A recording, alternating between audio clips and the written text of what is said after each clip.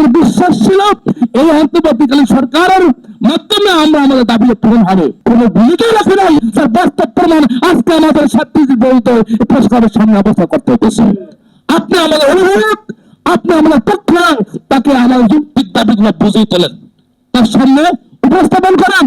প্রত্যেকটা প্রতিষ্ঠানের ব্যাপারে, আমাদের সকল প্রতিষ্ঠানের ব্যাপারে সব তথ্য উপস্থাপন তাদের সাথে ডকুমেন্ট সহকারে প্রকাশ করা হয়েছে এবং সেই সময় প্রধান উপদেষ্টার কার্যালয়ে মাননীয় প্রধান উপদেষ্টার যিনি আমাদের সাথে তার পক্ষ থেকে সাক্ষাৎ করেছেন, তিনি বলেছেন আমি মাননীয় প্রধান উপদেষ্টার পক্ষ থেকে আপনাদের সামনে এখানে মিটিং আয়োজন করেছি, আমি বসেছি, আমার কথা মানে মাননীয় প্রধান উপদেষ্টা মহোদয়ের কথা এভাবেই বলেছেন।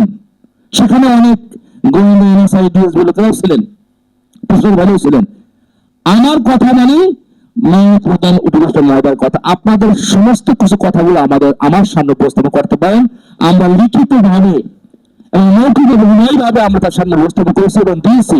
তিনি বলেছেন আমি এই কথাগুলা, এই লিখিত বক্তব্যগুলা আমি মাননীয় সচিব মহোদয়ের মাধ্যমে, মুখ্য সচিব মহোদয়ের মাধ্যমে মাননীয় প্রধান উপদেষ্টার মহোদয় আমরা উপস্থাপন করবো, পোষাবো।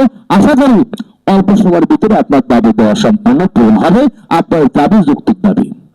আমাদেরকে সেখান থেকে পাঠিয়ে দেওয়া হলো, আবার আমরা এখানে চলে আসলাম। আবার পরবর্তী আমরা কর্মসূচি শান্তিপূর্ণ কর্মসূচির মধ্যে দিয়ে পুলিশ আমাদের উপরে লাঠিচার্জ করেছে। আমার অনেক শিক্ষক ভাই বোনেরা আহত হয়েছে। এখন অনেক শিক্ষক ভাই বোনেরা, আমার দুজন ভাই বোন আছে, যে দুজন ভাই আমার মনে হয় তাদের জীবন মৃত্যু আত্মহত্যা হারতে পারবে না বিষ্ণু অবস্থায়, বিষ্ণু অবস্থায়। তারপরে আমরা আন্দোলন ছাড়ি নাই, কারণ এই স্বতন্ত্র মাদ্রাসা 41 বছর পর্যন্ত আমরা অনেক আন্দোলন করেছি, সংগ্রাম করেছি, অনেক সরকার আমাদেরকে আশ্বস্ত করেছে, কিন্তু আমাদের আশ্বাস দিয়ে ভঙ্গ করেছে। আমাদের বিশ্বাস ছিল এই অন্তর্বর্তীকালীন সরকারের মাধ্যমে আমরা আমাদের দাবি পূরণ হবে। সেইভাবে কিন্তু গত যে 24শে আগস্ট 2024 তারিখে আমরা আন্দোলনরত অবস্থায় 25শে আগস্ট 2024 তারিখে আমরা মাননীয় প্রধান উপদেষ্টা দপ্তরে সভাপতি দিয়েছিলাম।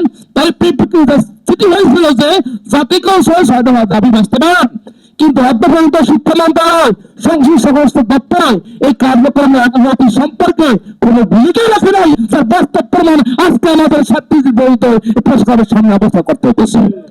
আমরা বলেছি আপনার আমাদের সম্ভব আসছে না, আর রাষ্ট্রের সর্বোচ্চ অভিভাবক মাননীয় প্রধান উপদেষ্টার সাথে আমাদের সাক্ষাৎ করা, কথা বলার।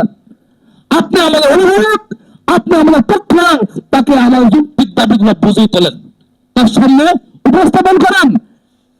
কিন্তু বড় দুঃখের বিষয় তিনি করছেন কি করছেন না, আমাদের পরবর্তী কোনো আলোচনায় আমরা পাই নাই।